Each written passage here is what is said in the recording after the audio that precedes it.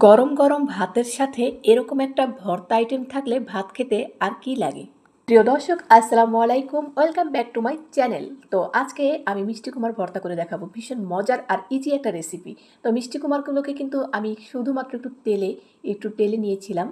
তো তারপরে এখানে পেঁয়াজ কুচি এবং শুকনো মরিচ আগে থেকে টেলে নিয়েছি, আর একটু লবণ দিয়ে দিলাম পরিমাণ মতন, একটু সরিষার তেল দিয়ে দেবো। জাস্ট এখন হাত দিয়ে একটু ডলে নেব। খুব সহজে এই মিষ্টি কুমারের ভর্তাটা বানানো যায়, কিন্তু খেতে অসম্ভব মজার। হাতে যখন সময় কম থাকে তখন এরকম মজার এবং ইজি একটা রেসিপি তৈরি করে নিতে পারেন। তো এখানে কিছুটা ধনেপাতা কুচি দিয়ে দেব।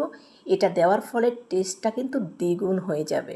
মিষ্টি কুমারটা তেলে ভেজে নিলে ভালো হয়, সেজন্য আমি তেলে ভেজে নিয়েছি। এটার টেস্টটা বেশি হয়, আর আপনারা চাইলে এটা সেদ্ধ করেও নিতে পারেন। তো একটু হাত দিয়ে ডলে নিয়েছি, হয়ে গেছে মিষ্টি কুমারের ভর্তা। আর সেই মজার একটা রেসিপি গরম ভাতের সাথে জাস্ট জমে যাবে। এখনও যারা মিষ্টি কুমারের এই ভর্তাটি ট্রাই করেননি তারা অবশ্যই ট্রাই করে নেবেন। এত মজার এই রেসিপিটি মিস করা যাবে না। তো ভিডিওটি ভালো লাগলে লাইক কমেন্ট শেয়ার করতে ভুলবেন না। আল্লাহ হাফেজ, আসসালামু আলাইকুম।